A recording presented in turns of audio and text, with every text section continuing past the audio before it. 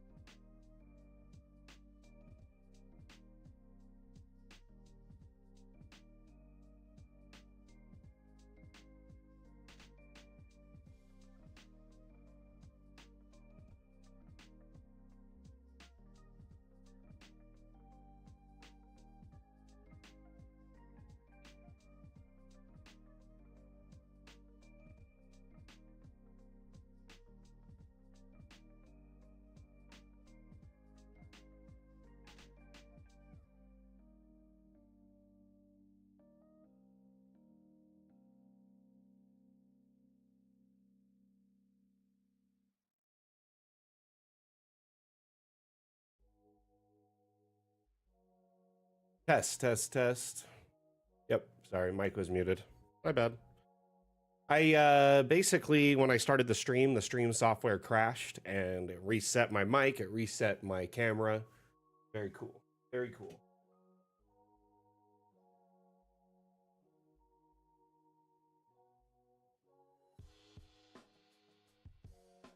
You can hear me. Can you see me?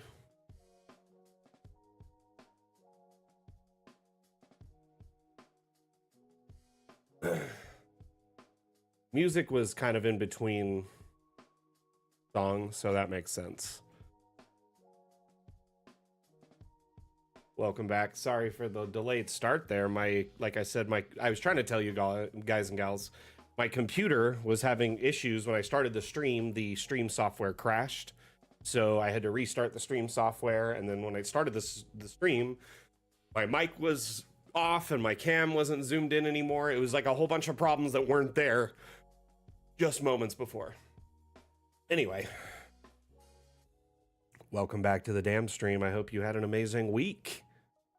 For those that are new here, my name is Mac. I'm the community manager for Dungeon Alchemist. Dungeon Alchemist is a map-making utility available on Steam to help you build. It allows you to build maps for your tabletop campaigns, primarily in a fantasy setting.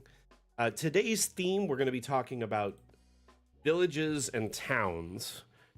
I went through and I found a few kind of small cityscapes. This one in particular was recently put on the workshop, and I find it absolutely enchanting.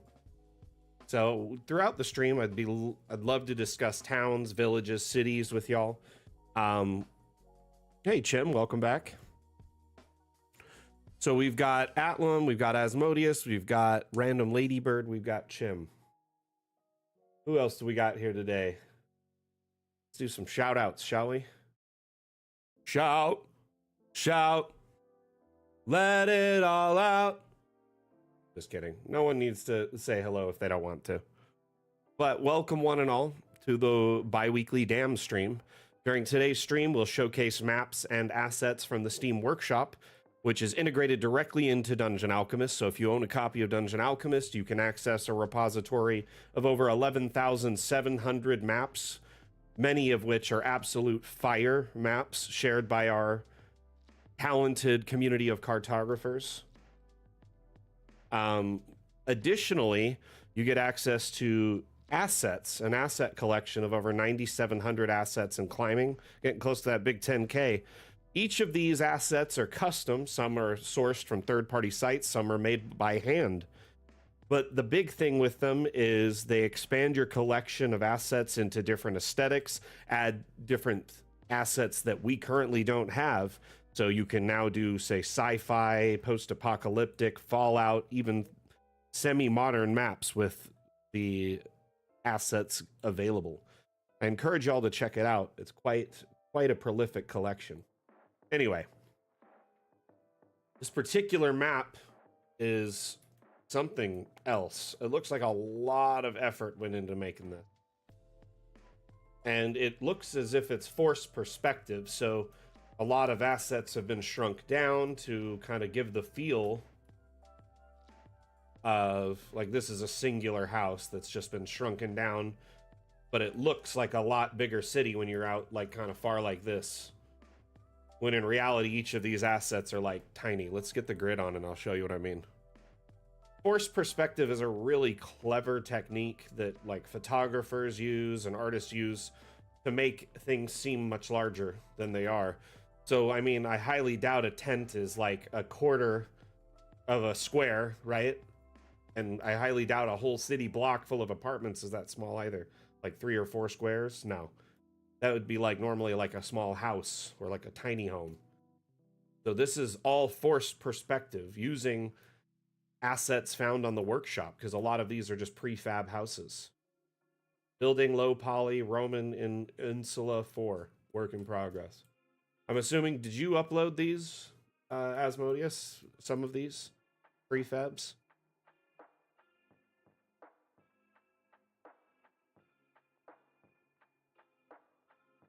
Some? Look, there's like a water channel here. Aqueduct.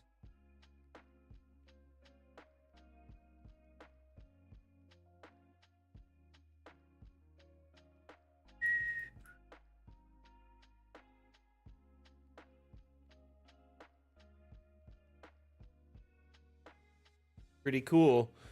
I'm going to refresh the Steam feed and the TikTok feed because neither of them worked initially. Okay, I've got Steam.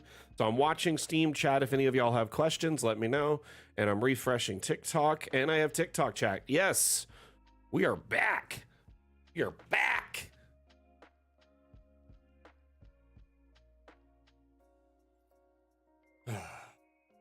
Oh, I shouldn't yell like that. I'm regretting it instantly.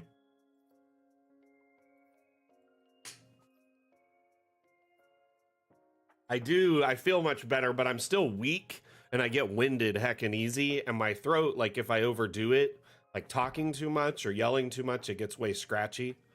But yeah, I'm on the tail end of it for sure. I got it first in my whole house. I brought it home from my grandpa's house. So it's like I had it first and got over it first, which makes sense. My son got it second and he's pretty much over it, and then my wife, she's still, you know, a little bit sick. She's got a cough. It's a bummer because tomorrow we've got D&D, but she usually is pretty quiet on D&D day unless it's like her turn or like she has a question. So no, so he had COVID like 2 months ago, right? And I was gonna go visit a couple of months ago, but then he got sick and it all fell apart. So I waited for him to get better. And he told me before I came up that he'd been testing negative for like a month. So I drove up, you know, stayed with him for, 5-6 days. During that time, we saw 2 different people. Him, my grandma and grandpa are separated, they're divorced, and then my grandpa's girlfriend, whom I met briefly. And although every time I was either isolating, masked, wearing gloves, like sanitizing, like I wasn't really doing anything where I would be, getting sick. And the day before I left, I tested negative. Day I left, tested negative. Get home, next day I'm sneezing a bit. And guess what?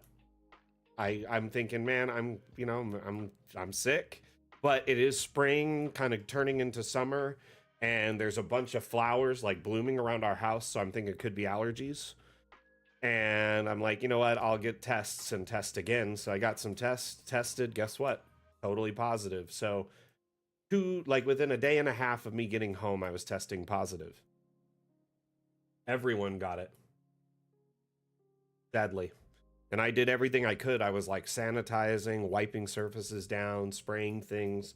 I got a fogger, like cold fogger machine that you put a sanitizer in and you can like fog your whole area of your home in like moments.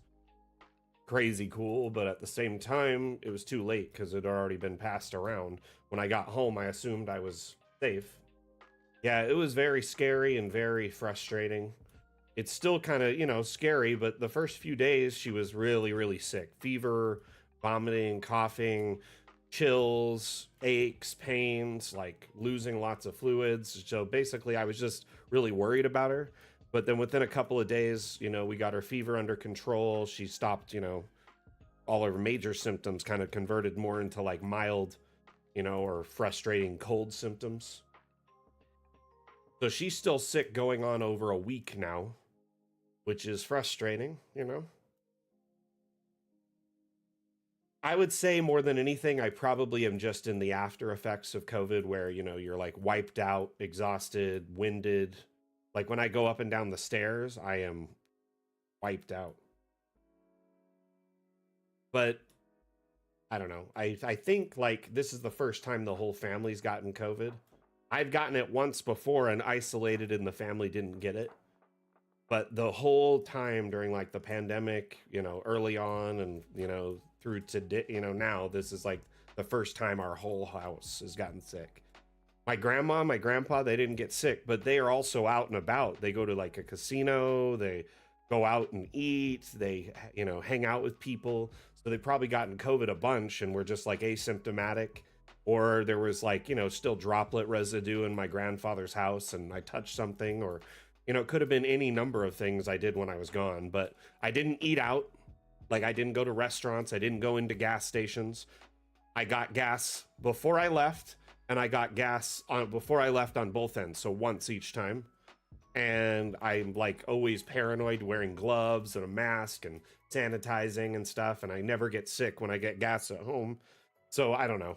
The rental car could be a possibility, but the rental place said they sanitized it for me and then I sanitized it myself. So I don't know. It's like everything that I feel like I covered my bases, but germs are invisible. You can't really see them, you know? Sucks.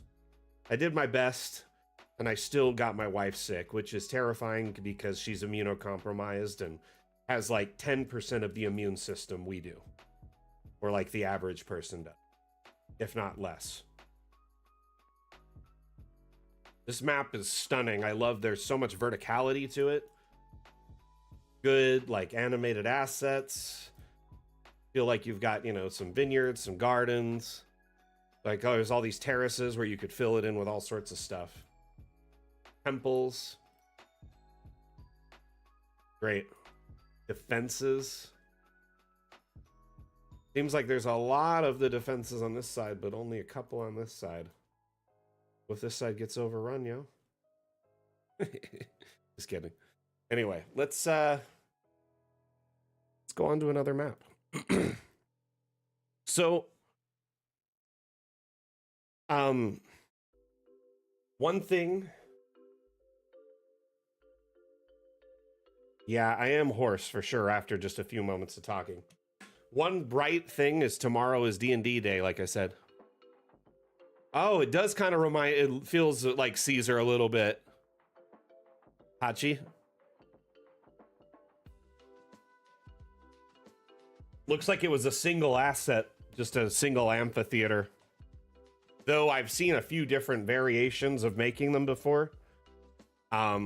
People use the round walls that are like the curled ones, and they'll size them up and then stack them on each other to make like seats. So one's just a little bit bigger, one's just a little bit bigger. It's been a nightmare, to be honest with you, Highland Lass.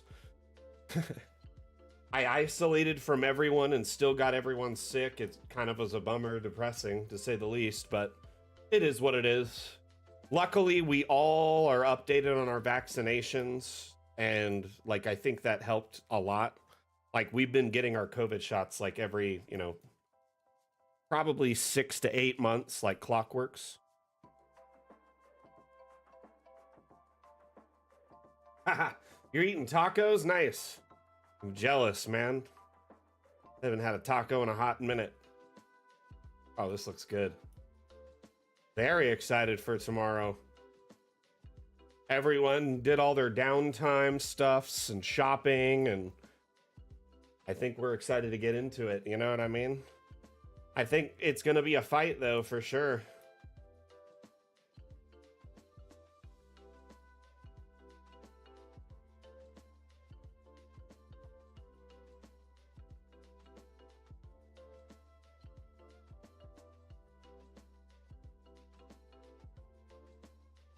Rorik's not gonna know what hit him.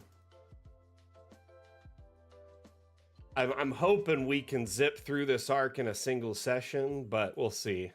We always get hung up on something. You know what I mean? There's always something slowing us down. It's usually loot. We're really good at finding the loot first, and that's what slows us down. Ooh, look at the fighting pit.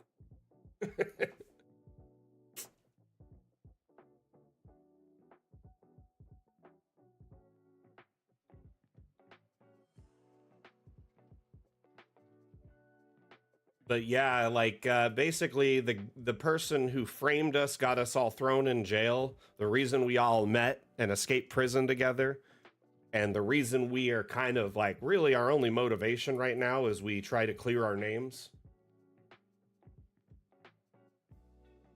All right.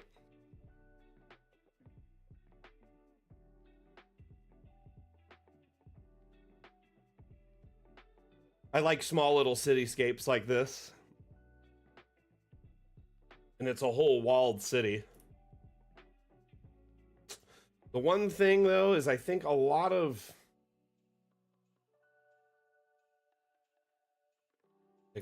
people fall into the trap of doing a line of a wall, like a room, right? So it's like a thick wall with barricades. This works, it's great, and it's like you have structure inside of it. I really enjoy using under objects structural. There's these construction pieces, the platforms. There's like stone ones. So some of these are like really thick, and these can be, that's a 5-foot thick stone piece, right?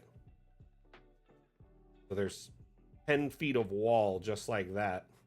15 feet. Good question. Smiffle is their name. And I feel like I shouldn't say that out loud for some reason. Some names I'm always worried to say.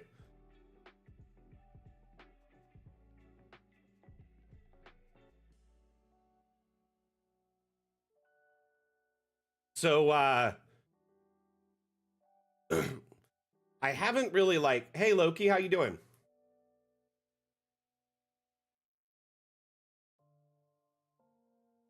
So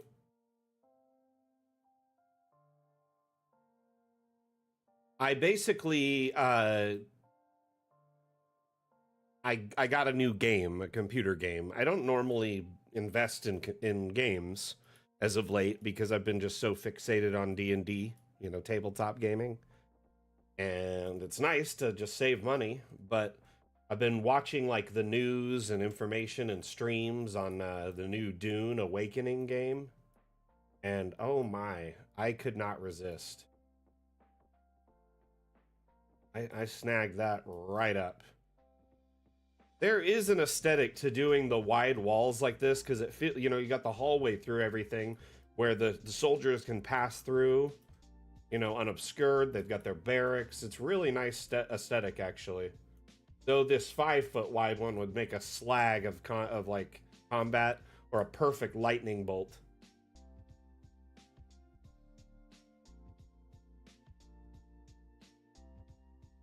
So the Dune game is kind of like if you've played, you know, like Ark or Rust or you know Conan Exiles, any of those type of games where it's like a open world sandbox and you can explore and level up and build stuff, basically like that.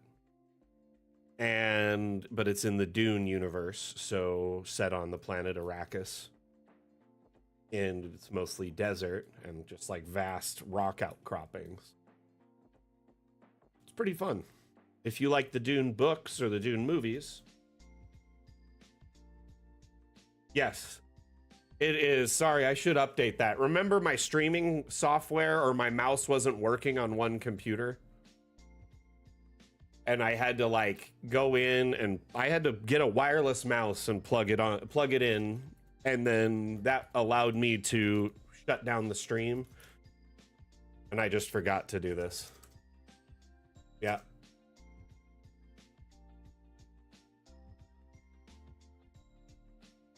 Basically, my keyboard and mouse weren't working on my second computer because the USB plug, the hub it was plugged into, crashed.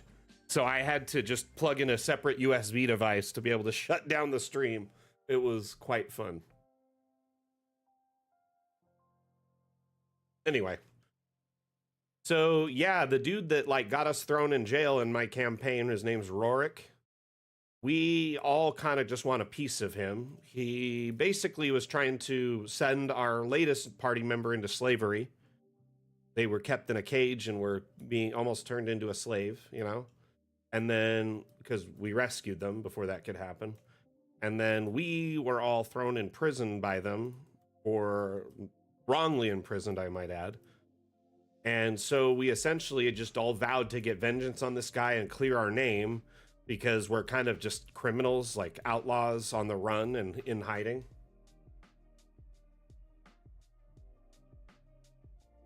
You know, that is a good one. You know, maybe we could just let everyone do their own. But maybe next time. How you doing, Yugoth? What you been up to, my friend?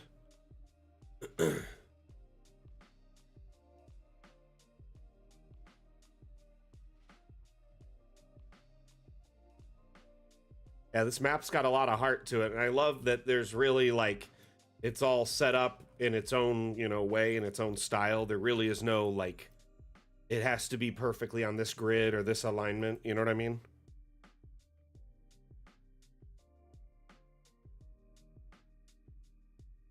Glad to hear it, my friend.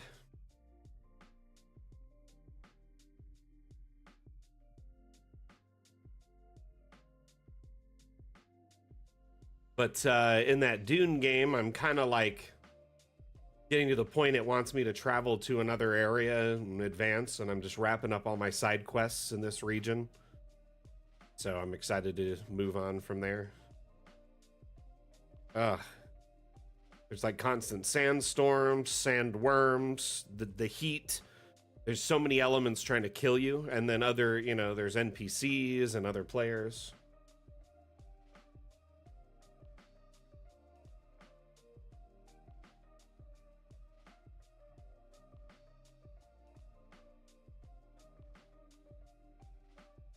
Hey AJ, how you doing?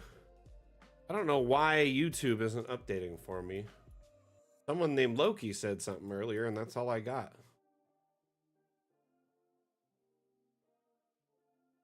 I need to refresh the chat.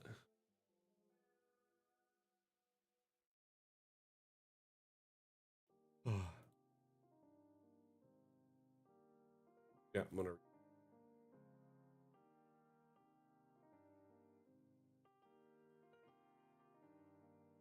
Hopefully that'll fix it.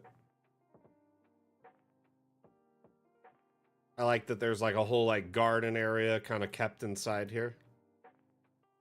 Like all the livestock is in this separate walled area.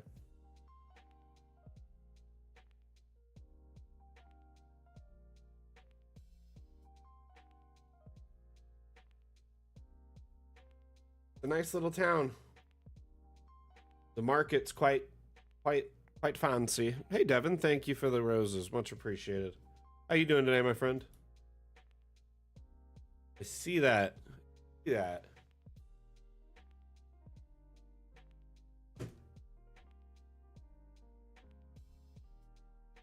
This little setting though, it looks really nice.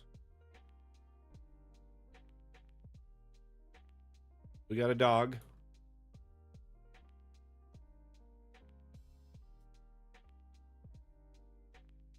Ooh, wow. I like that little market stall and the guy T-posing.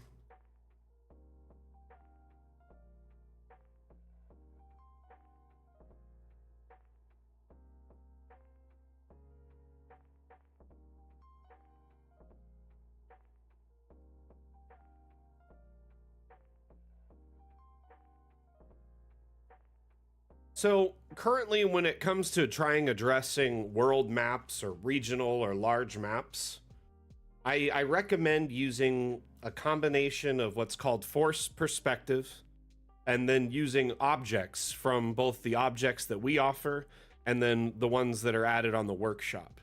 because objects have so much more functionality to them than, say, the room draw tool when it comes to that scale of a map. So what a lot of people will do is they use objects to represent, you know, small cities or villages that are a handful of objects grouped together. So at a distance, it looks like a village. And that's where the forced perspective comes in.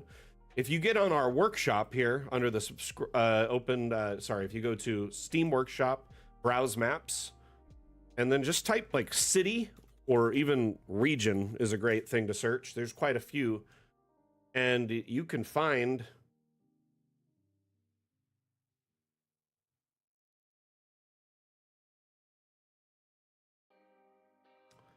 not this one. Let's try a world.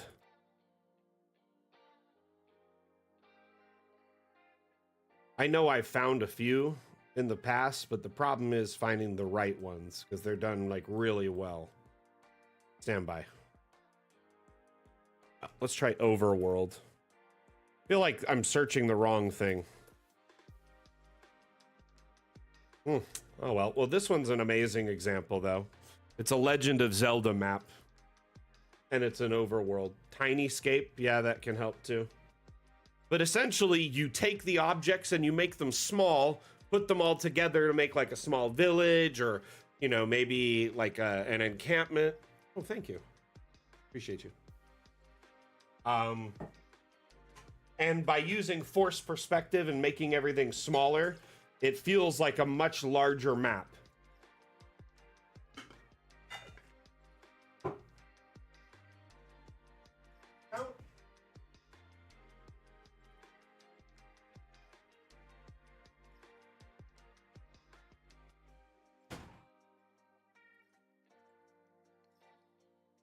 This map is insanely massive, so hope you're ready. This is like the whole overworld region for Legend of Zelda.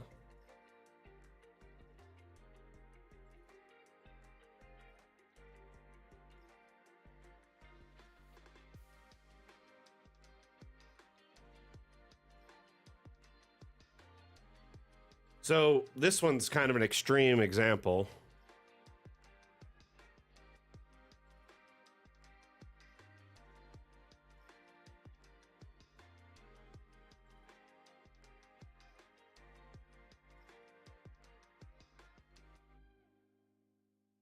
Where every time I'm looking for one particular, this is another great example. Taylor, you got really knocked it out of the park with it. But there's a particular one of a region I'm looking for, and it looks like several little villages kind of peppered all over the map, and I'm just... Could even just be like a Faerun map. Might even just have to search that. Sorry, there's over 11,000 maps now, so it's hard to remember every name of every map.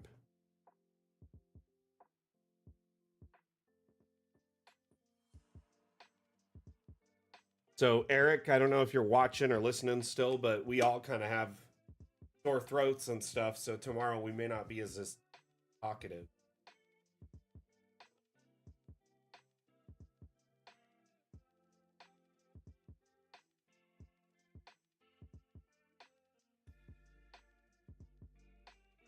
Test. I like that I can just bring the mic over to me.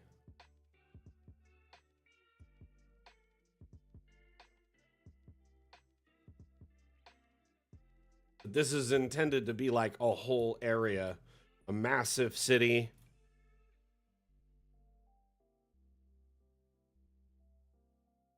Encampment outside of it, you know, siege engine of some sort. This thing's an incredible build, but it was all of this is just objects, little houses that are prefabs that you can move as this tiny, as this whole piece. You look at the grid, it's much smaller stuff. So imagine doing this on a bigger scale. You don't have to make a huge grandiose city like this. You could tuck together 10, 20 things and a little wall around it. And you're like, oh, this is this city, you know? Pretty easy on a grander scale because it doesn't need as much detail when you're far away. This one is it. There we go. It's like the whole Faerun map. See if I can load this.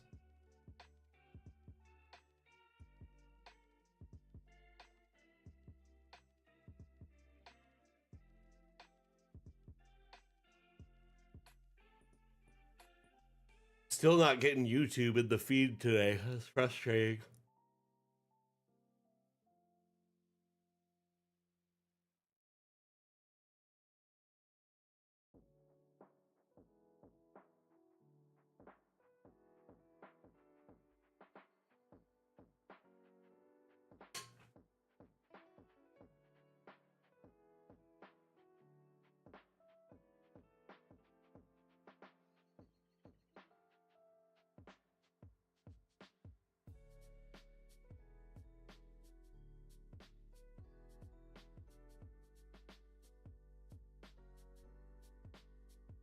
Map is big. It's gonna take a moment to load. And it might even say this, and I'm just gonna hit wait. We're gonna wait.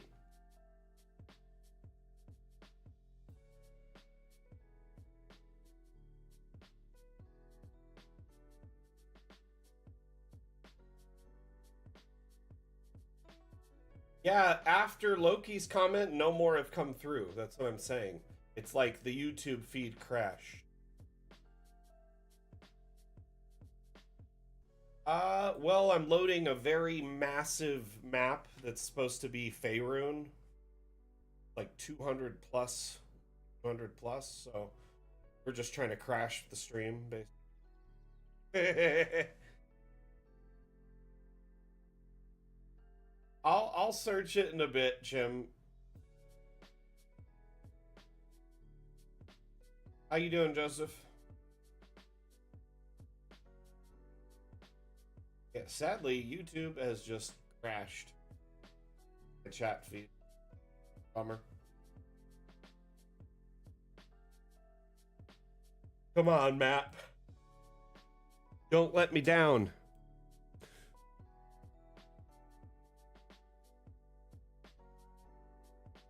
Hold on.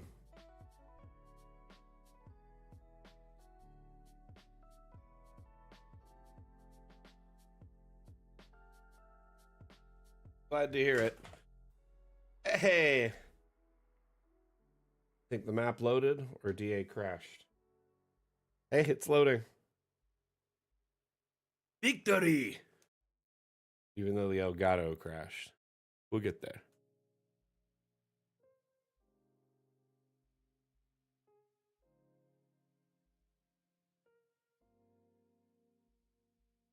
This particular one's like 250 by 250. It's pretty big. It's gonna take a minute. One of the bigger maps on the workshop. Like one of the larger maps available.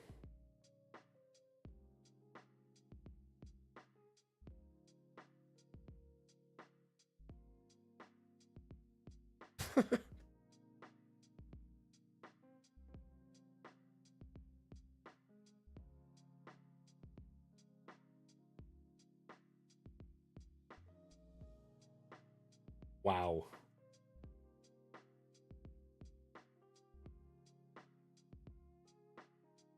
Hey, thank you, AJ. Appreciate that.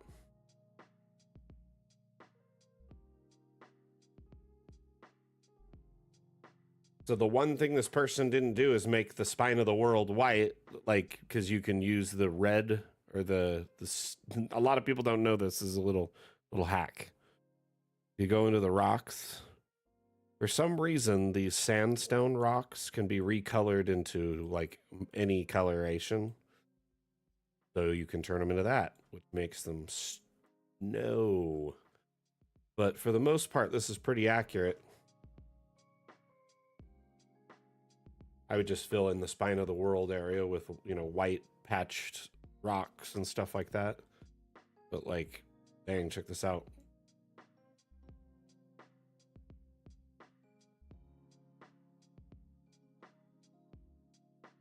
And then they just represent each like town with like a single house. Because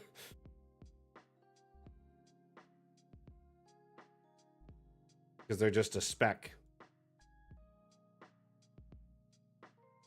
Trying to think here.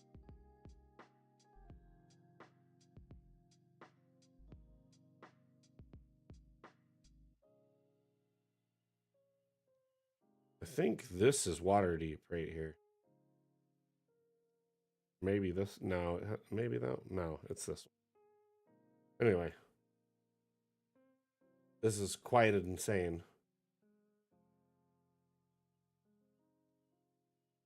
You know, I can't really speak to that, unfortunately, Weavy, but probably not if I had to say based on what I've been told by the devs. The thing is it's not like this is just a color.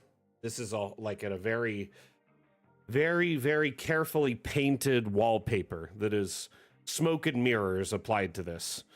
So when we add a color slider to anything, it's a hue changer more than anything. It's not adding a different color, it's changing the hue of the existing wallpaper. And the reason they don't want to give an RGB thing is because once you do that, it changes the whole thing to a solid color, not like this intricately detailed thing. So it would kind of ruin most assets.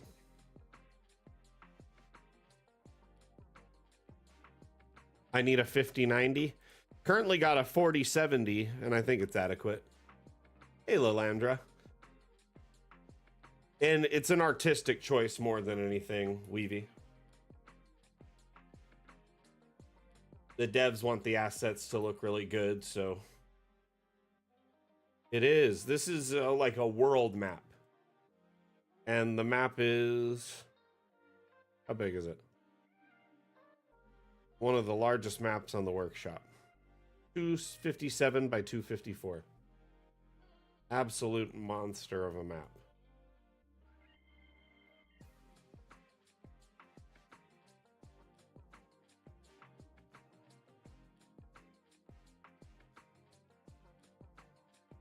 Okay. This thing is making my computer scream.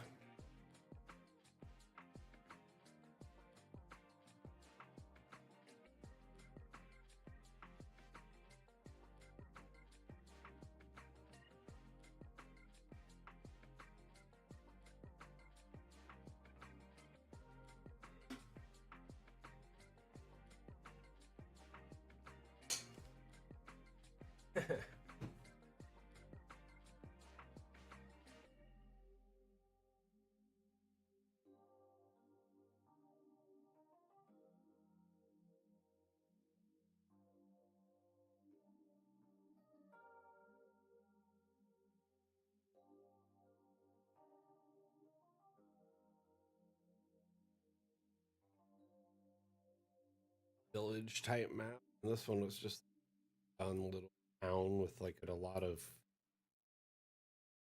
freestanding object houses that we found on the workshop. Tons of these. Modius and several other creators who...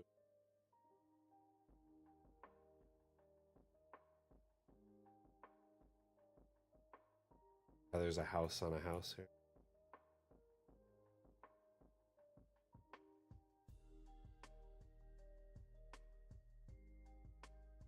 In fact, there's a few of them like that.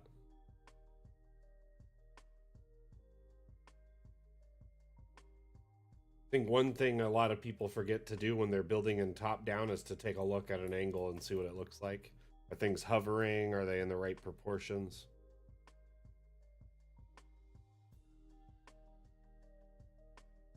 But overall, I'd say this one has really good proportions. Buying houses.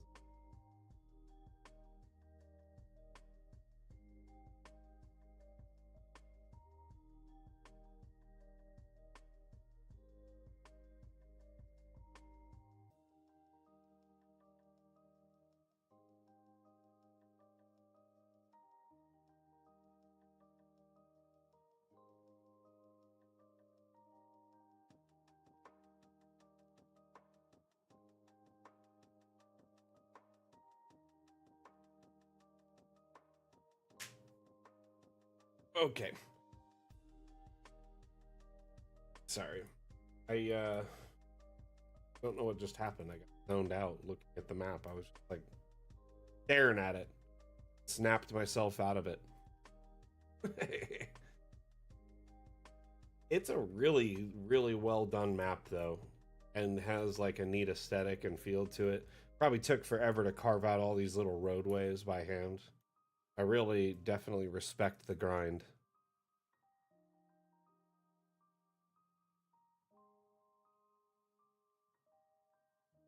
Oh.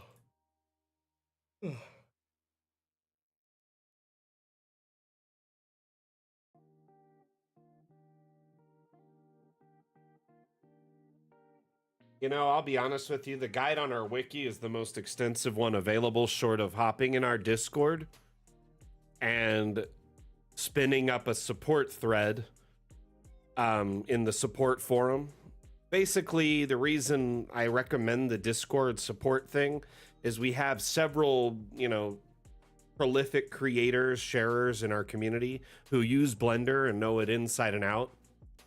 There's also a plugin you can get that was created by a member in our community that speeds up the process. There's several creators who will jump in typically and guide you through it.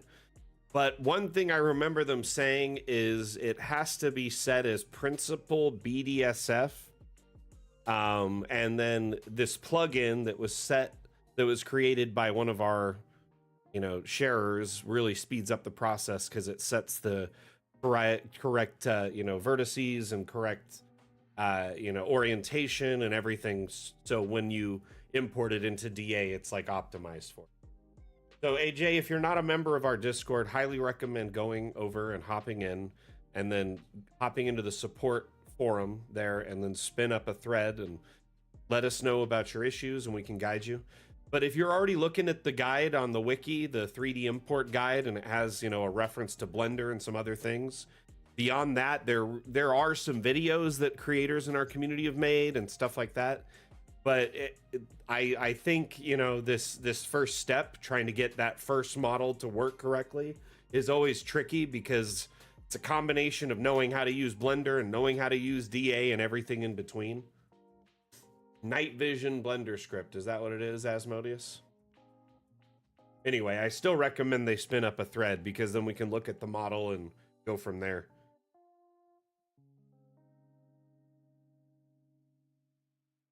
I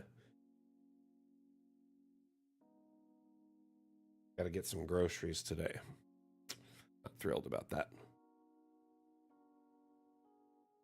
But, I gotta have schnickety snacks, so for D&D tomorrow, right? We all kind of each picked a treat, and we got some foods that are like just easy to eat, grab and go, so none of us have to focus too much on making a meal while we're kicking butt.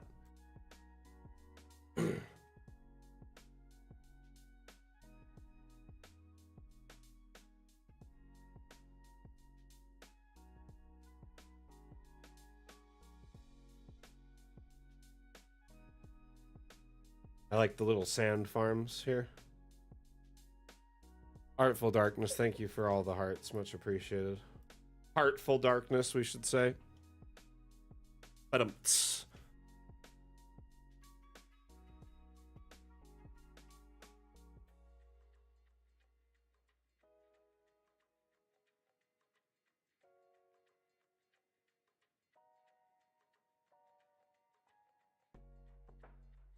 I'm here all week, so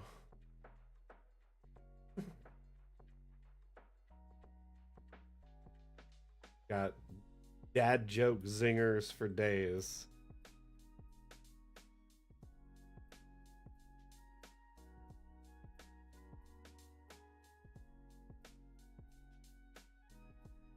And we did this one, we did this one, we did this one, we did this one.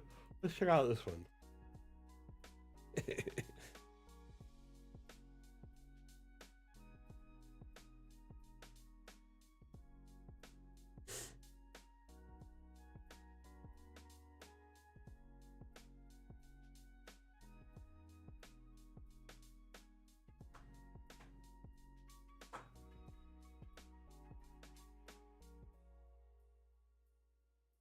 Yeah, that's kind of how Blender is, especially. It's a very user-driven experience. And then when you start combining Dungeon Alchemist with that, Dungeon Alchemist also is a very user-driven experience, but we're also in early access, so it's like ever-changing.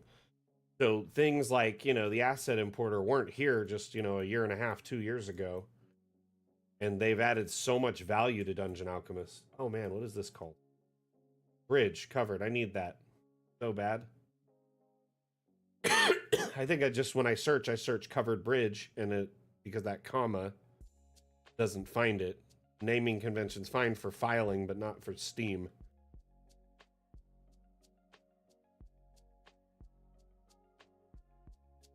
Lovely little village. Look at that. Oh my god. Layout is perfect.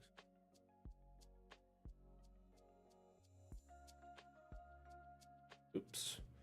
I'm gonna say, AJ, if you hop in to... We have the support forum here, right?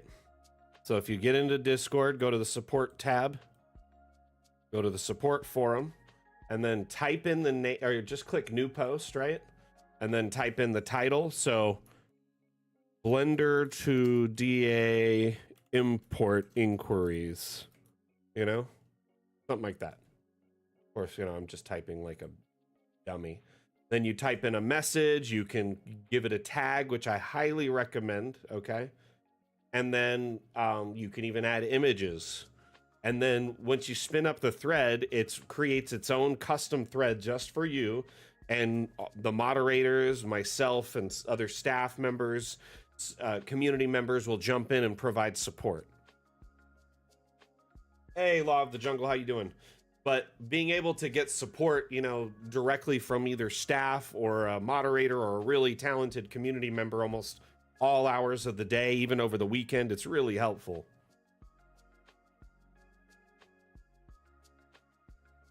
Some people find it odd that we ask you to create like a little thread, but when we do that, it tracks your problem inside of your thread until it's fixed. That way it's like, hey, if we, you know, we could send it up to the devs, they're like looking into a solution. At least there's tracking and information and, you know, dates, and we can send files and images and videos, map files. So much more convenient than traditional, like all other methods. So Law of the Jungle, Dungeon Alchemist doesn't really have Fog of War in it at the moment, and it's primarily because it's first and foremost a map making tool, in not so much a gameplay tool. Now that being said, there's plenty of people in our community who, you know, use it for localized play for like TV tabletops or printed maps. But when you're playing online, say through virtual tabletops, you have more options for Fog of War. I don't know if you play online at all, or if you play with a virtual tabletop for local play, or can you give me a little bit more information about your table and how you intend to run your games?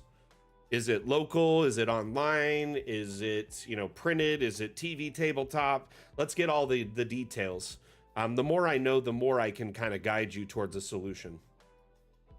By the way, if any of you have questions during the stream, these streams are considered AMA, which means Ask Me Anything.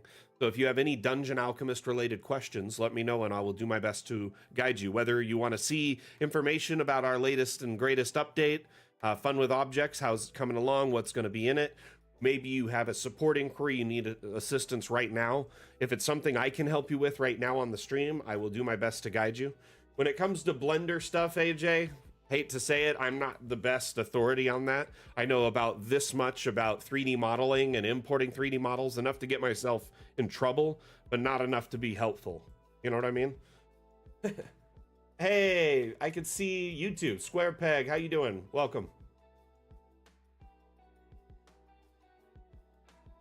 Or at least I saw that one.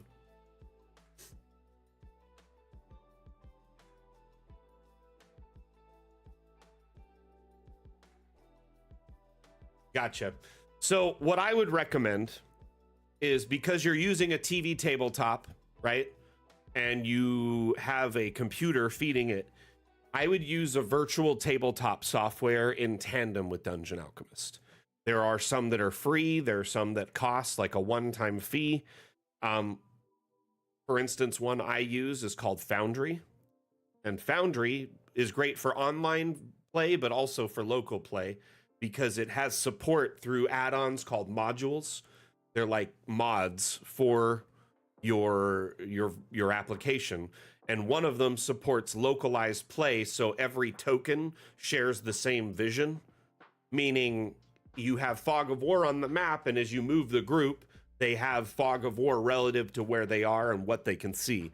Meaning, as they reveal the map, it reveals it. But if they go into a house, they can't see in the house unless they're like at a window or have some kind of ability to see in the house, or they're technically inside of it. Does that make sense?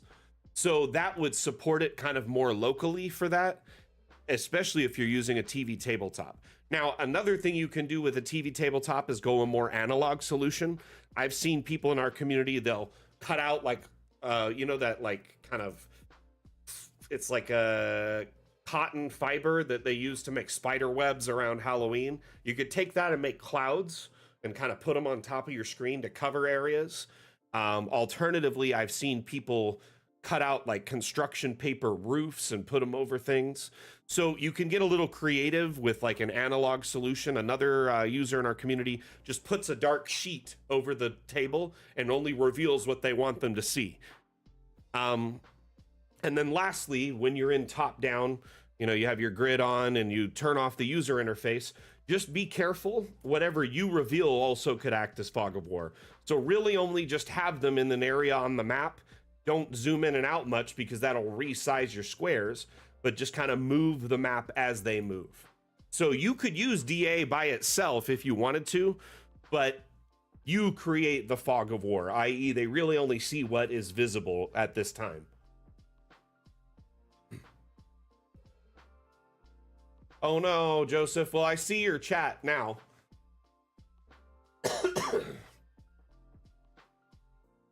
I see Joseph's chat now, so I don't know what's going on. Whatever it was, it's definitely, or is, it's something funky.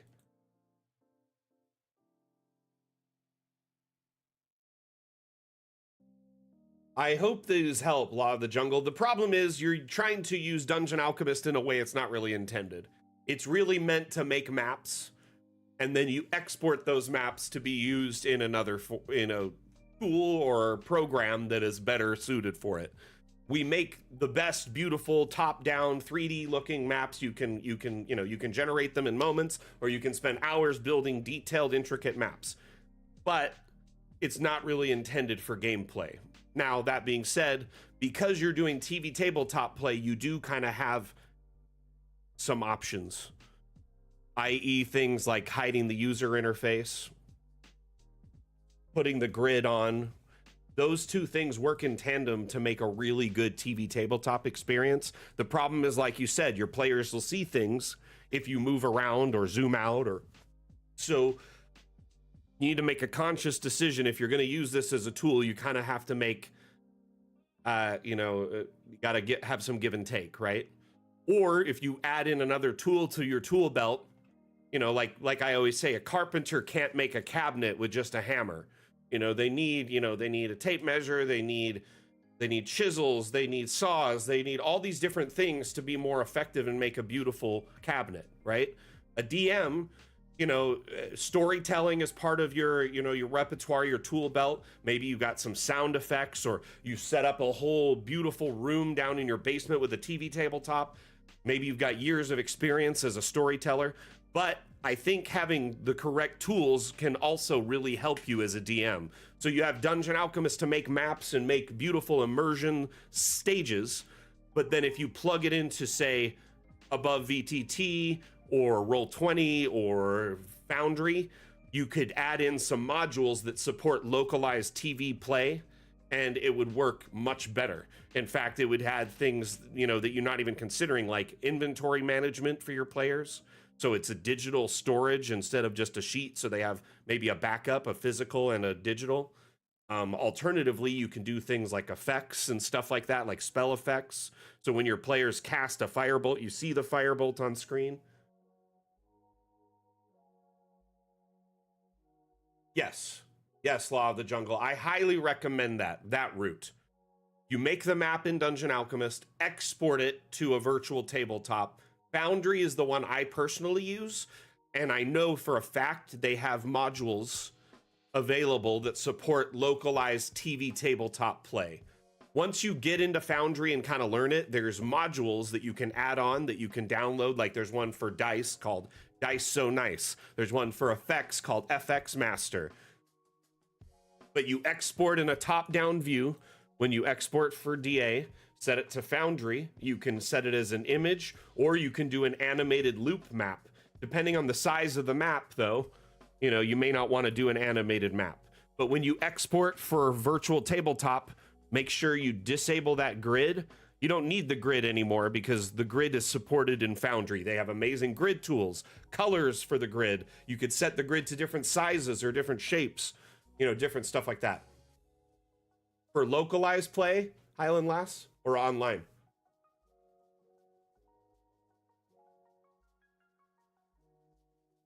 I mean, yeah, you can in tandem, right? Load up a token in, and then they can, once they've seen the top down, they could be like, if they ask, you could be like, this is what your player sees. This is their eye view, right?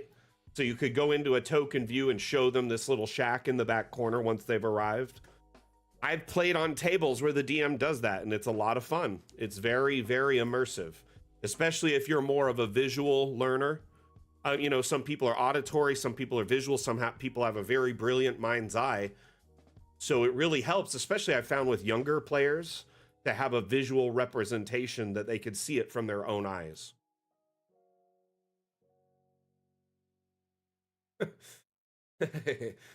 Funny. AJ on YouTube says, I don't know who needs this, but I'm AJ and I endorse Foundry VTT.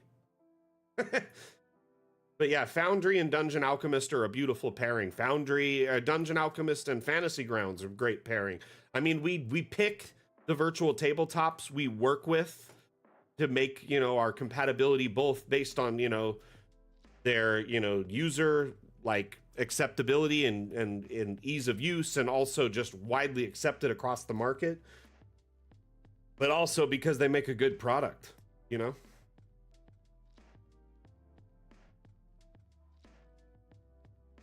Love this.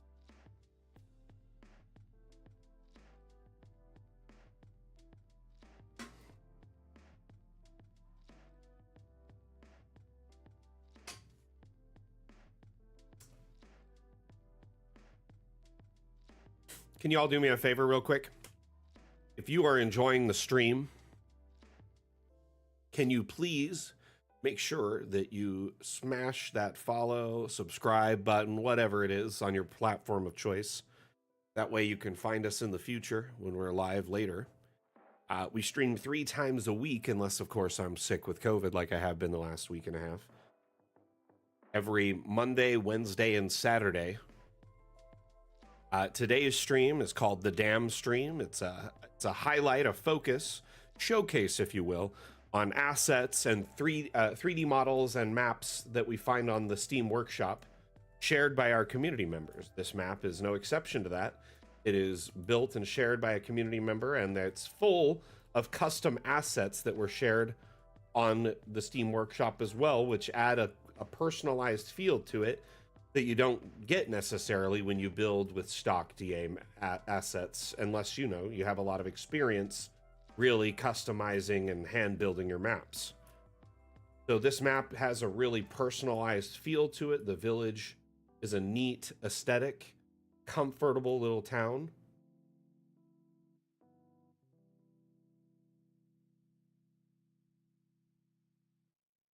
You know, I'm feeling much better, but I still have a ways to go, you know what I mean? I just feel like weak and tired all the time.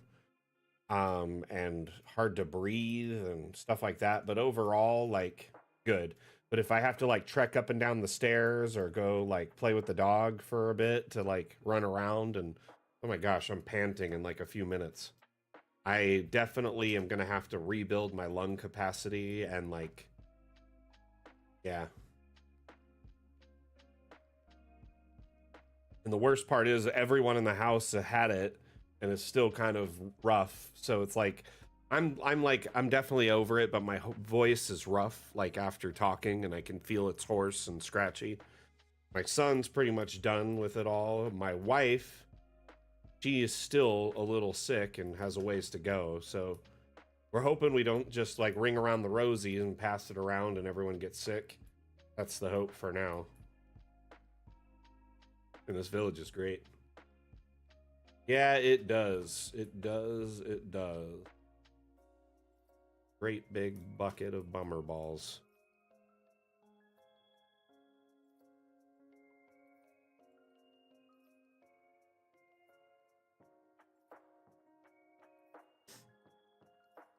But, you know, we're almost through it. And that's what matters, you know. Mrs. Mac is doing much better overall. And I think she's only a few days away from just being all healed up, you know, which is great.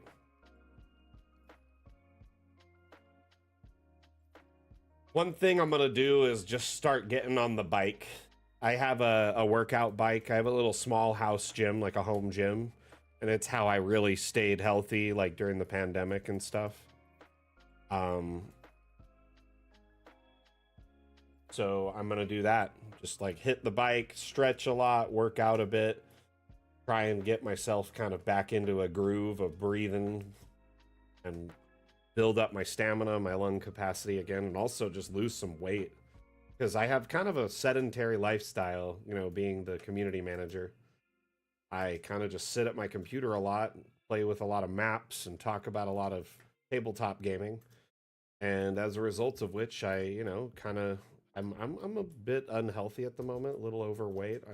I'll admit it. For me, I feel like I'm personally at a point where I'm not healthy. So I've actually committed to start losing weight and working out again. So that's something I'm gonna. Standing desk. Oh, you know, that sounds cool, but I'm flat-footed and I don't want to reorganize my whole office and desk space around a new desk.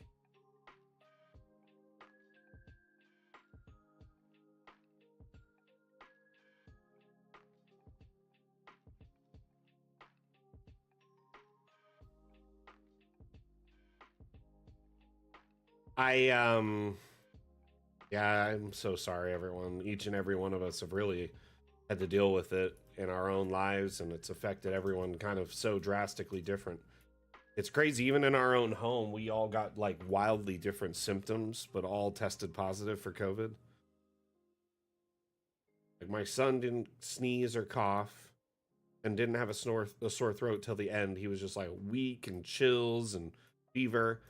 I had sneezes and coughs and runny nose and you know, and then my wife, she had like vomiting. And so it's like all of us had different major symptoms. It was annoying to try and like figure out what to do with someone each time there was something else popping up.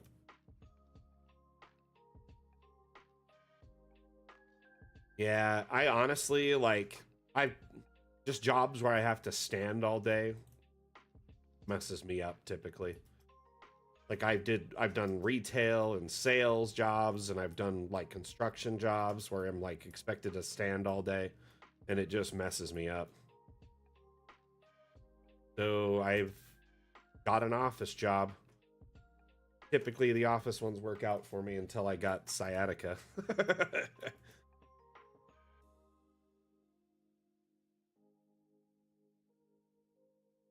That's kind of where I was at Highland Lass. I didn't want my wife overdoing it. She was fragile and really weak and just wiped out and all her fluids gone and fever. And so I was taking care of business. I did like dishes and made food and brought everyone water and just took care of everyone while I was sick. But I was like, now that we're all sick, I am going to start sleeping on my bed again because I've been isolating in the living room, sleeping on a couch. Not comfortable at all. Oh, I love this part back here, this little private estate and garden. Well, the worst part is I spent like 5-6 days sleeping on an air mattress at my grandfather's, came home, slept on my bed for one night, and then the next day my wife was sick, or I was sick, so I started isolating. I was like, I slept on a couch for like a week and a air mattress for a week. So I was definitely not like feeling it in my back and neck. I was not enjoying it. It is a lovely map. Very well done. Lots of like, you know, neat little pathing and aesthetic to it. I would love to visit this place.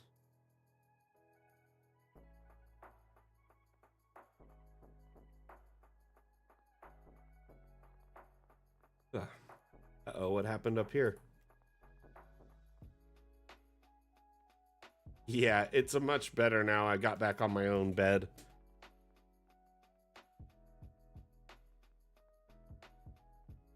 I'm also like really good at stretching my back and neck. I'll go lay down on our gym mat and I grab like a 25-pound weight and I'll lay it on my chest and I'll just breathe and it'll like lean forward and tip and do crunches and my whole like back and neck pop. It's very fun.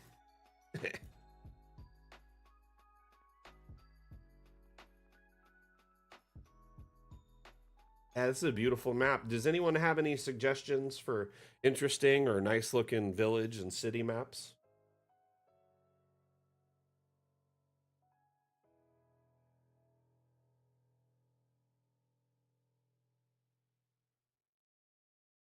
Part of me. So I don't know if y'all heard, but Wednesday I was authorized to share like a fun little random sneak peek of Fun with Objects in its current state. I was talking to Wim the other day and I just said, hey, you know, how would you feel about me sharing the current build of, you know, the dev test in office hours just to kind of see what people think? And he was like, you know what? That sounds like a great idea. Doesn't hurt to ask, right? Anyway, so Wednesday. No, sadly, it's not quite the same as that. It was just a fun little random sneak peek. That being said, I kind of want to just load it up again and take a look, but I haven't been given permission, so I probably shouldn't. They also have had a trouble with the updater this week. Our we call it Bob the Builder. He compiles, builds the builds automatically, and uploads them to Steam. So I always have like a semi recent build. But the problem is Bob isn't working. He's broken right now. He breaks like once a month, and it's frustrating.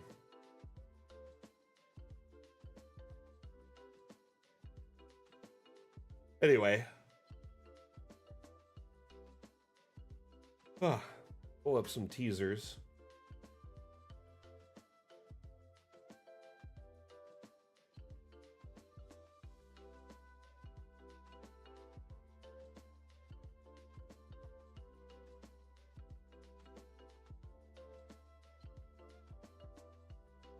It's doing it again.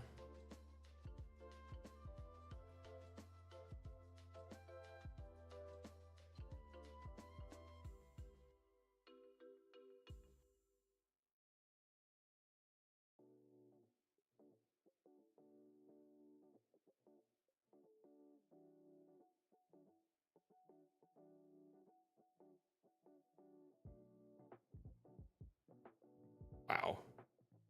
Having the problem. I wonder what's going on with the USB on my computer. Gonna have to switch. Alexander, the best date I can give right now is beginning of July at the moment. Most likely sometime in July. It could even be delayed till the end of July. Kind of a bummer. Give me one moment, I'll be right back.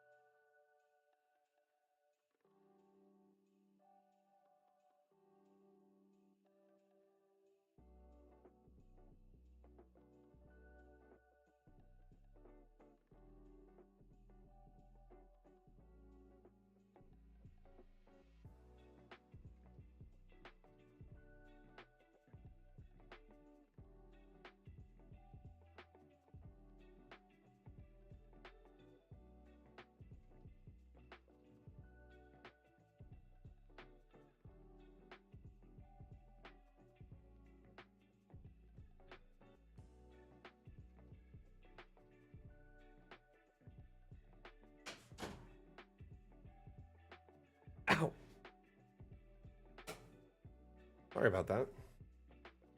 It looks like my KVM thing, USB thing, is doing that thing again, so I don't know what's going on with my stream computer, but when I try to switch over, it just isn't working, and I restart the computer.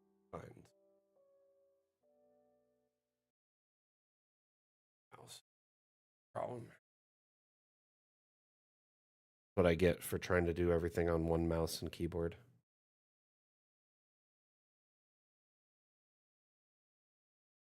So in this clip, if you kind of blink, you'll miss it. It shows how easy it is to transition between levels. You can transition between, different floors or add floors rather easily. You can do so by either clicking the plus or minus key on your keyboard, or by clicking on this new little element over here in the UI.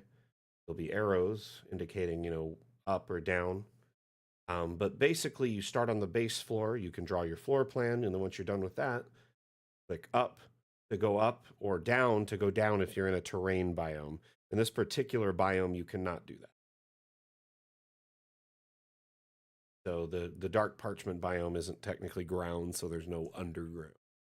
Anyway.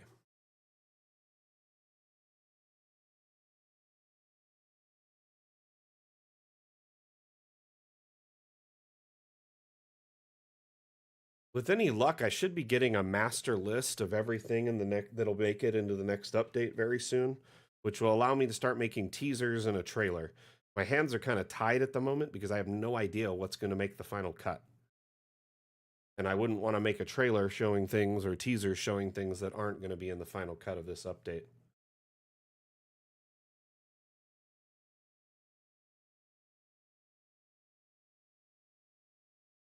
Oh man, I am excited for. Got a whole list of new spells. I had a bunch of money and I spent. I only have a little bit left. I bought some cool magical items because we have downtime shopping and we're in like a big. And our patron has like a lot of stuff available that we can buy too. Kind of went ham. A couple new spells, made scrolls, bought some magical items. It's all decked out.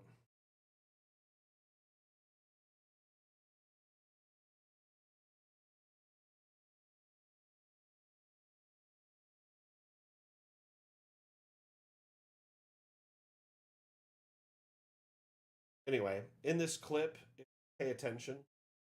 It shows some interesting called abstract light. The new type of light source allows you to add light to your map. There's a spotlight or a normal lantern, and the light stays present upon export, but the light housing isn't. So if you see here dark, add the light sources, and then change from, showing the light sources to no longer having the light sources present, but the light they shed remains. That's exactly how.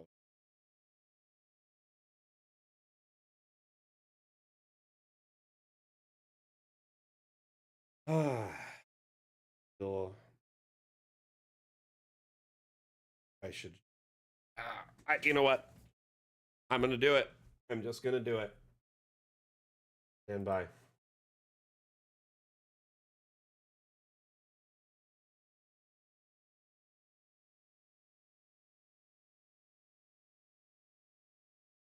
We've got 45 minutes left.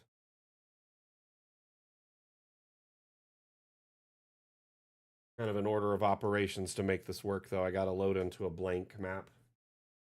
Then I got to exit DA. If I'm in like a regular map, when I load into the dev build, it usually crashes because a lot of stuff isn't supported from previous builds at the moment.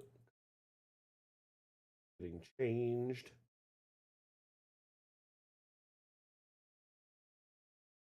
Oh.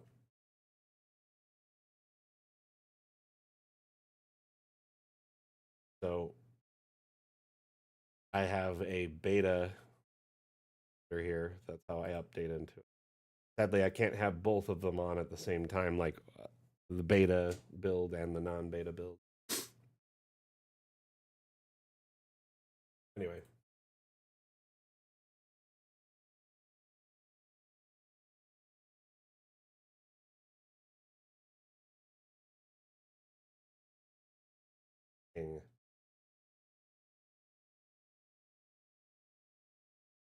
Technically, I had permission the other day, so I don't know what's changed. Right?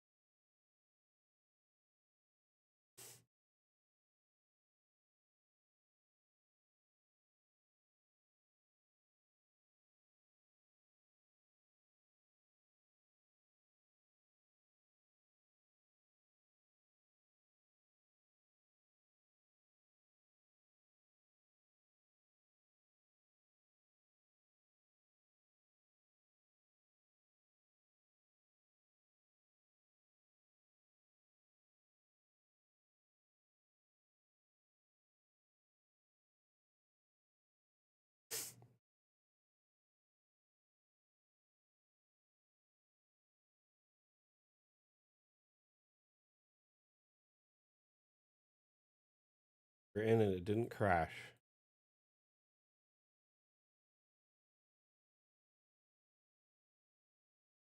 Okay. Turn the music back on. Quiet all this.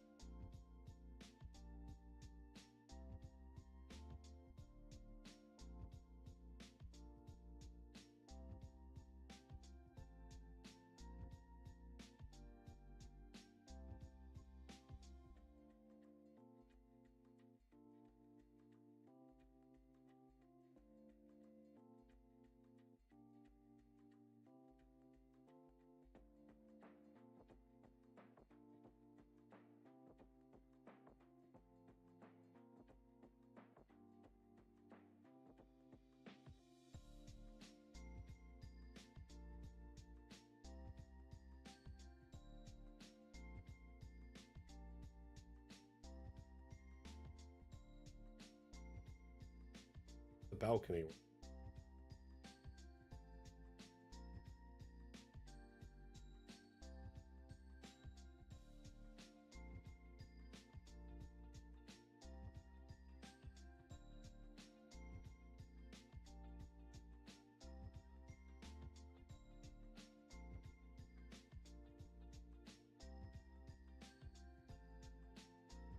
Something's up with my build. I can't draw the balcony. Try a different one. It's like not allowing me to draw a balcony outside the room. It like has to be on top of another room.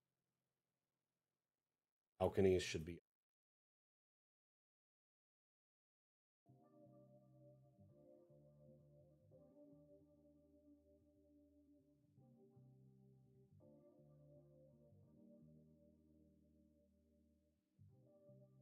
What's really nice is how quickly you can change rooftop. Like if you're not vibing with a roof, and Throw on another one.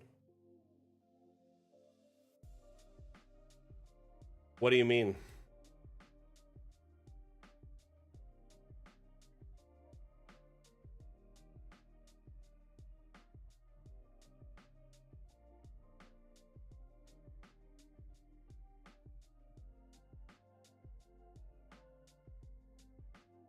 Should be able to come out here, like off the edge of it.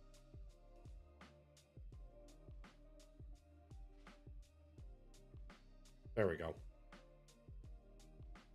I just had to do something weird to make it work because draw outside the room. Okay, this is what I'm gonna do.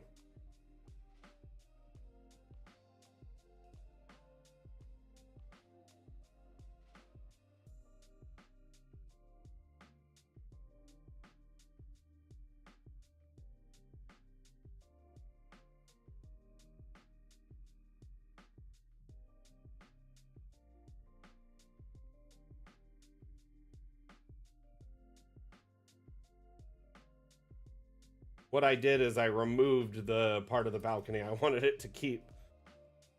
Now what I'm gonna do is do something like a ladder or something.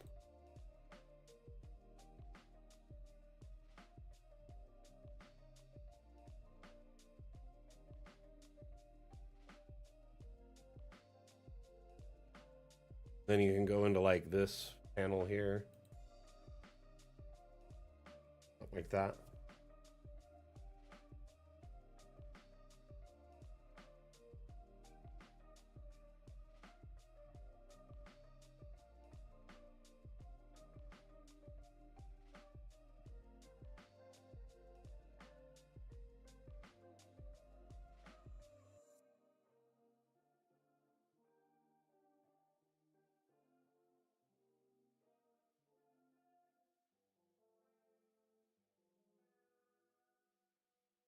Like that. Not bad. Oh.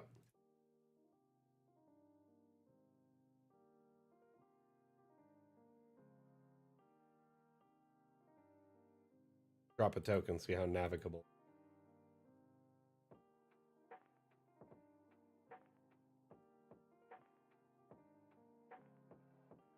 Whoa. What the junk? I can see up through the ceiling. That's so weird.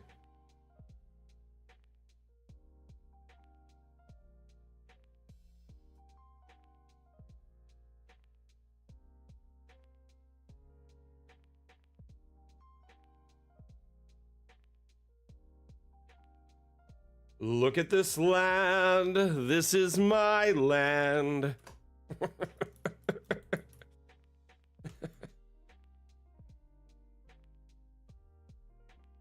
right.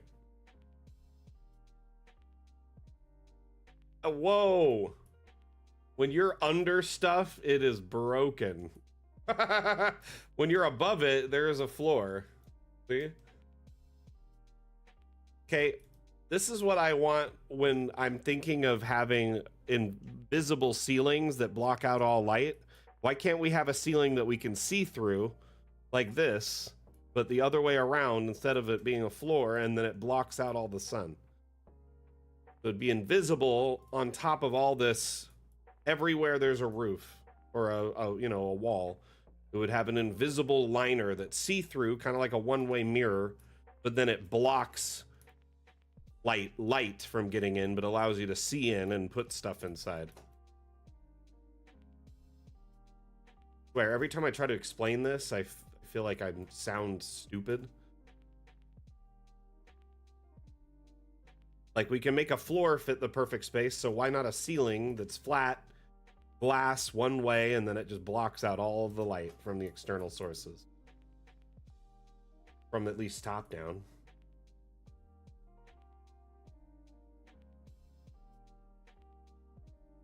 Right now, that light's getting in from the outside source. I don't like it. It'd be like an invisible ceiling that perfectly fits this shape.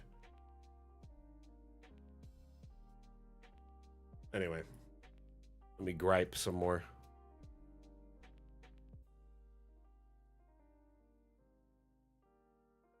Definitely is pretty cool, though.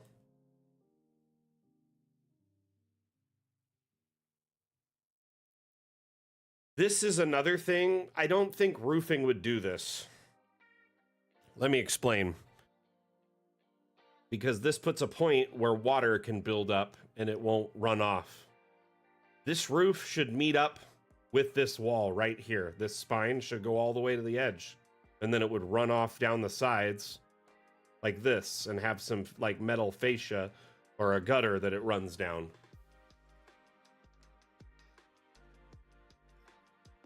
So this here doesn't make sense. It should extend to that point right there. That's where this, I don't know. For people, I don't know. I did roofing for a number of years, and this to me does this, like this one part. All the rest, it has good drainage, except for right there.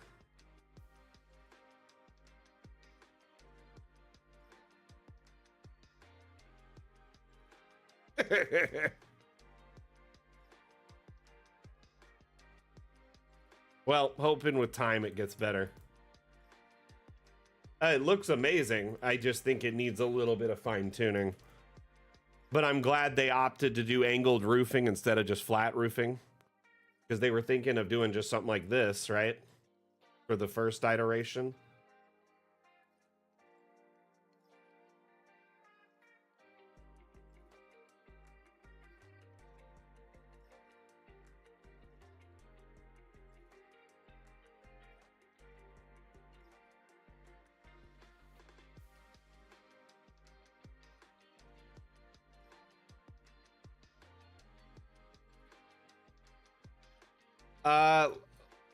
Lyzerg, it'll likely be launching in July is probably the best estimate at the moment.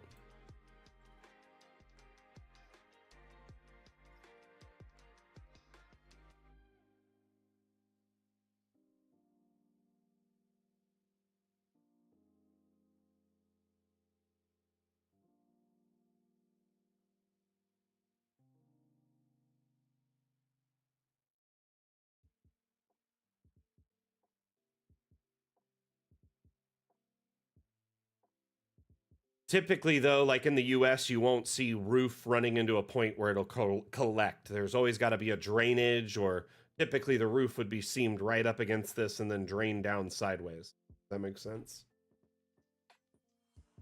I don't know. I don't think there'll be any freestanding roofs.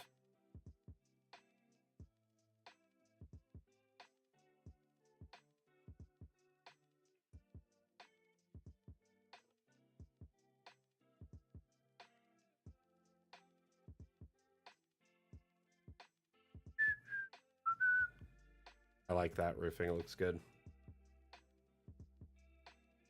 The like terracotta tile.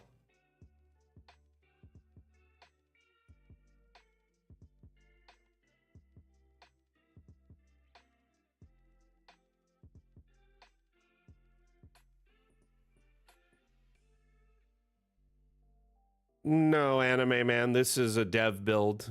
I'm the community manager for Dungeon Alchemist. This is our official channel. So I'm showing you all kind of a teaser of the upcoming release.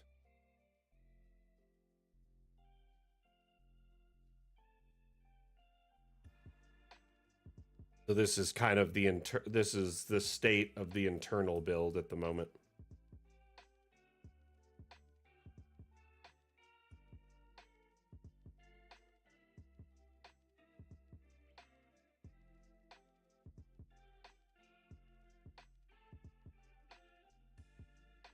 Hmm.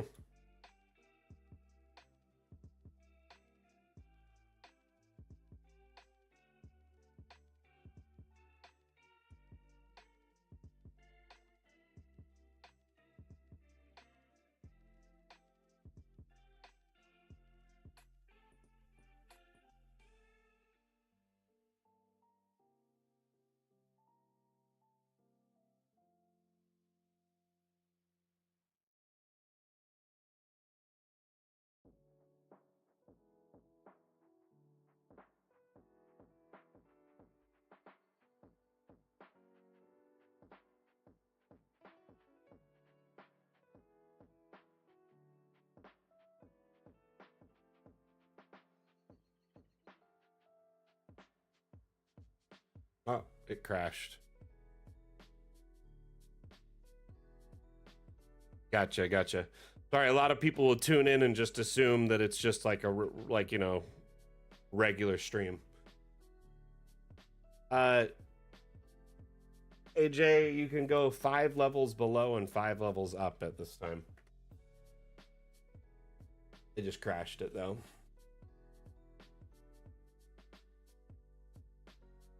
Hey, we'll talk later, Eric. See you later, man.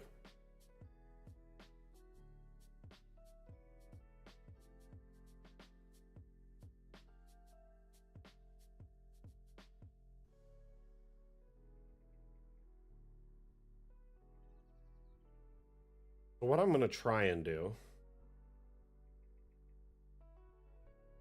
hear me out. I'm going to break DA. What did I just do? Crashed again.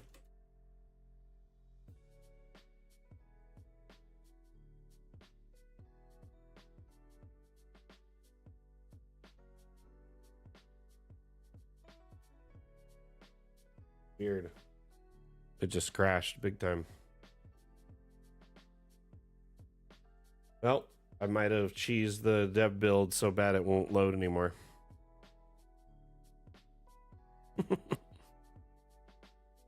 gonna try. I'm mostly worried about the misses at the moment. Appreciate it though, Eric.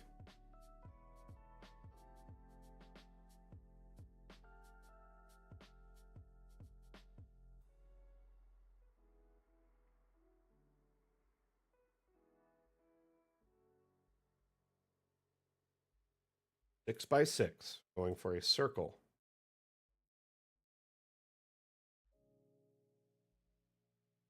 Now, generate. First level. Whoa. That. Generate floor 2. Now, this is where I'm going to get a little tricky.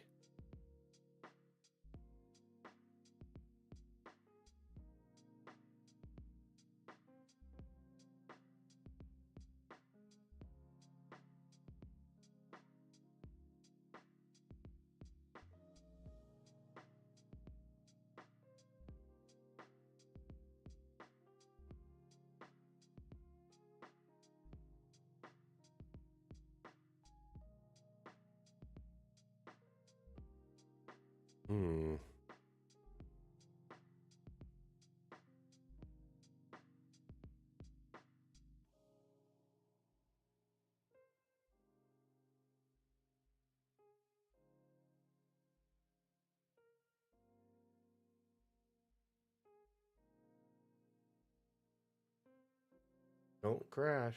Oh, it did. Well, I keep breaking it trying to do a balcony.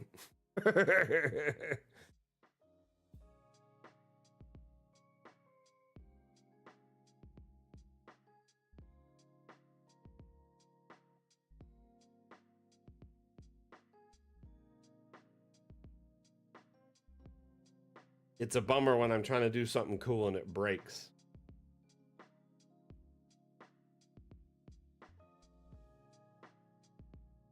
I'm just going to do it as like a normal shape.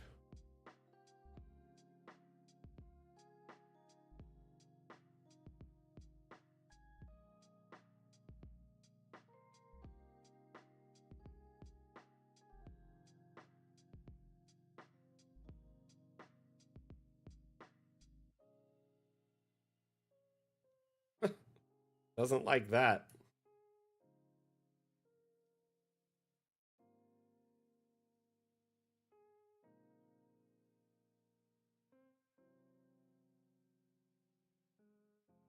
It like hits that center room and it thinks it's a completely different plane. So weird.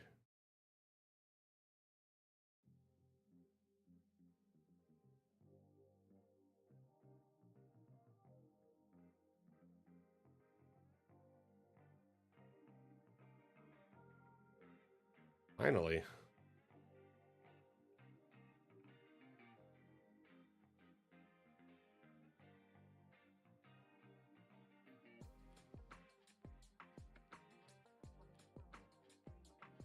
For sure, AJ, for sure.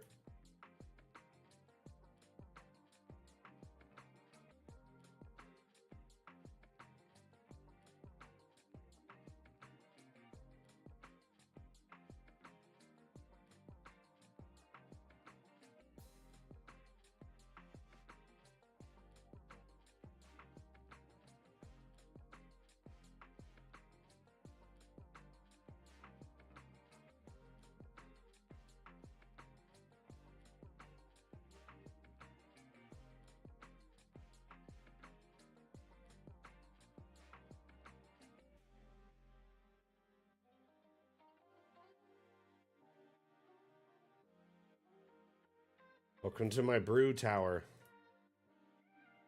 I have a little covered like a little like eating area. All this on a tiny little brewery.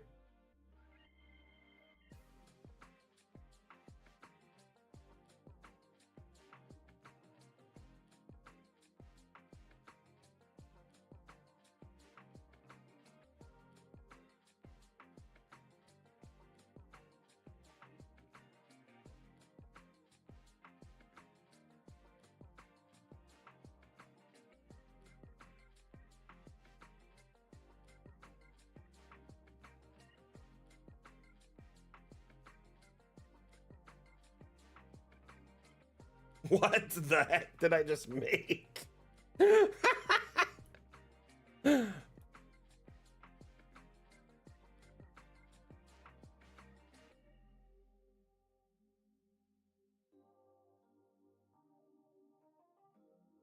What is that?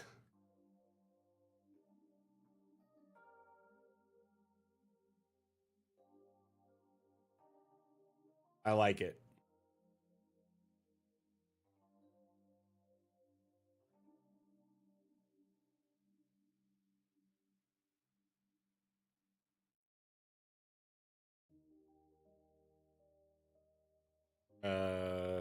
But that's another great example. You wouldn't let all this water bleed in. It looks cool, but this would all meet up to this and be like latticed up around it, like a piece of paper wrapped around a cylinder. Right? That's not right. That doesn't. It looks cool, but it just makes zero sense from a roofer's standpoint. I gotta save this and share it with the bosses. With the bosses. Like a boss. Here, hold on, let me save this first.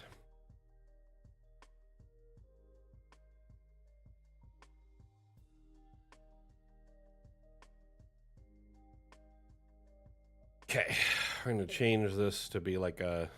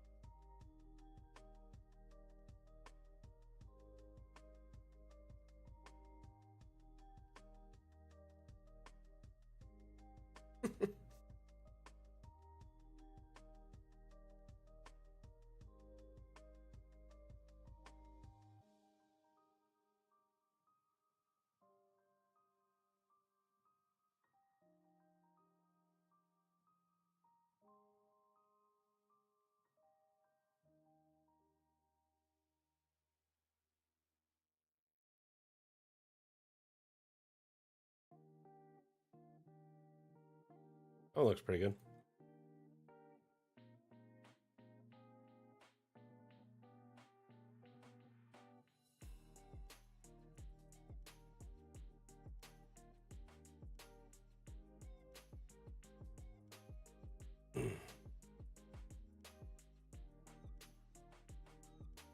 Oh my goodness. Is that?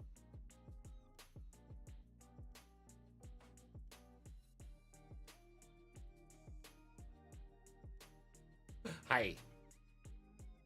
Mom gave you a bath? Oh my goodness, Mom must be feeling a bit better.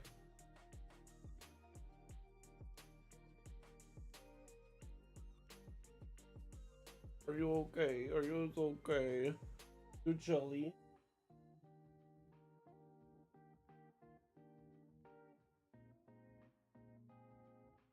The pupperito? Is it chilly? Hey, baby.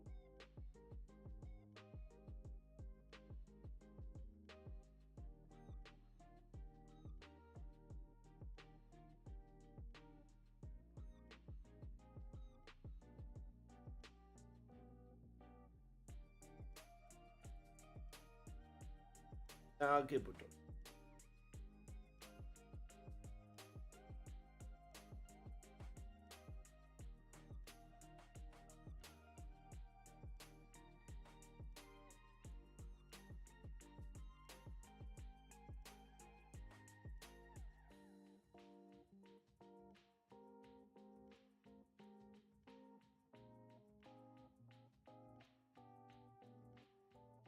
covers. Go freeze them. So good, babe. Why is it so cold? What's around with it?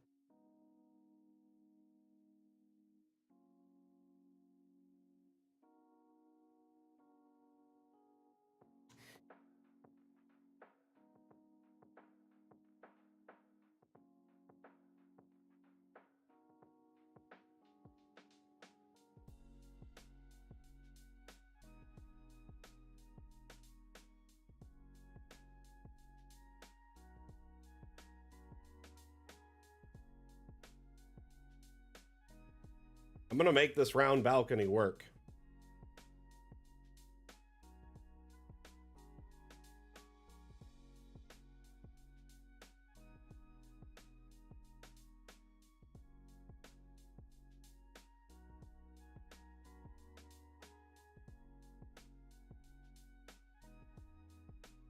Don't crash. Don't. Yes!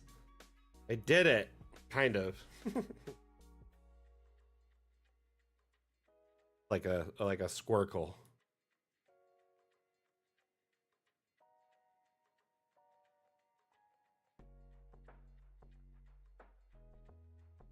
Look what I've created. Lincoln Logs. All right. I think that's enough of a preview today, though.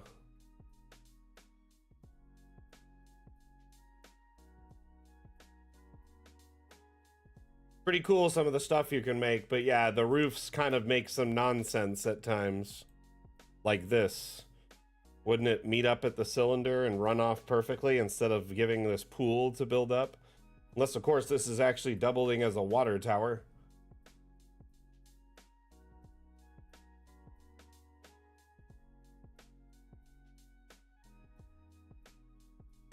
Anyway.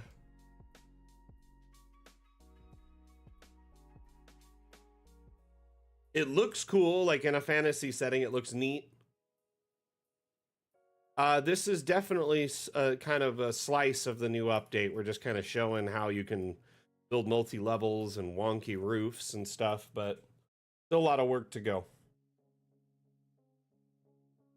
Multi-level doesn't have a set launch date yet, but the best I guess of an estimate I can get right now is sometime in July, most likely.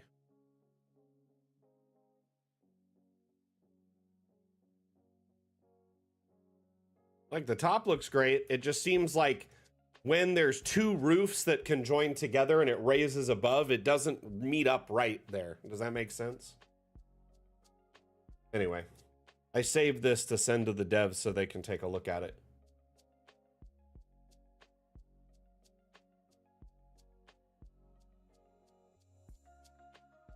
Can you imagine the amount of work that would go into rounding a log into making it be the outside of this too? You have to have some insane, huge steamer to fit a log that size in it, and then you bend it after and frame it. Could we move the roof ridges? You can't move it. It auto-generates it. That's pretty much it. You can change the roof type. Some roofs have shallower ridges than others. Some of them have like a barricade little thing, and others don't at all.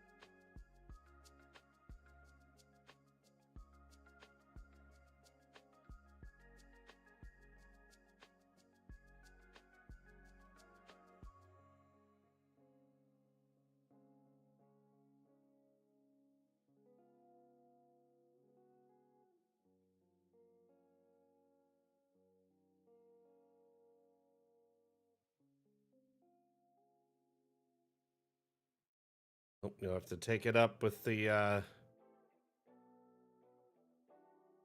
big bosses. I've told them that I think it should have a more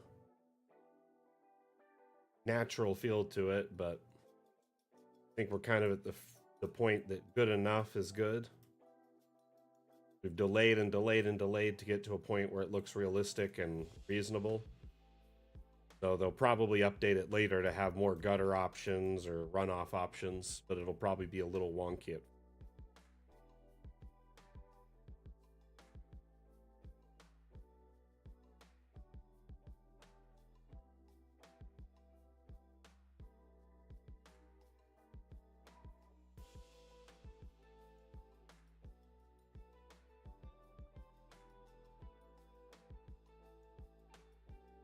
All right, everyone. I think I'm going to wrap it up a few minutes early. My throat is killing me. I'm going to go sip some cool water, take a cough drop or two, and then actually eat some lunch before I go to the grocery store.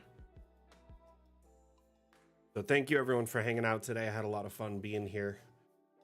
The damn stream is always, always super fun. And remember, we'll be back on Monday with the Mapmaker Monday stream. I'll be live working on my ancient cemetery for y'all to tune in and watch and learn. It's coming along, and we're actually making a lot of progress each week. We're kind of working on an area I've dubbed, well, because of suggestions, the sardine can, which is essentially just tons of graves packed in, like as many as we can, like pauper graves. You know, essentially exactly how it sounds, like a sardine can. But the point of this map is to teach y'all different techniques for your own builds, to kind of help people come up with ideas for storytelling for their own worlds, and to teach advanced techniques and answer questions in real time during a long-term build that isn't something we do in a few hours. So if any of you want to tune in on Monday, that's at 9 a.m. Pacific, 12 p.m. and 12 p.m. Eastern and 4 p.m. C. If you want to tune in, ask questions, get live support, and learn tips and tricks for your own builds, primarily a massive cemetery, be sure to tune in.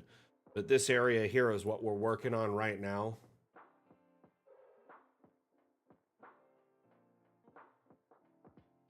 Oh, sorry, I didn't end up searching those terms, but I did find a few that are pretty good. This will be another great example of something like that, where I'm using forced perspective to really just cram in a lot of stuff in a small amount of space. I've been framing out this walkway by hand, doing it a little bit at a time, and it's really coming along.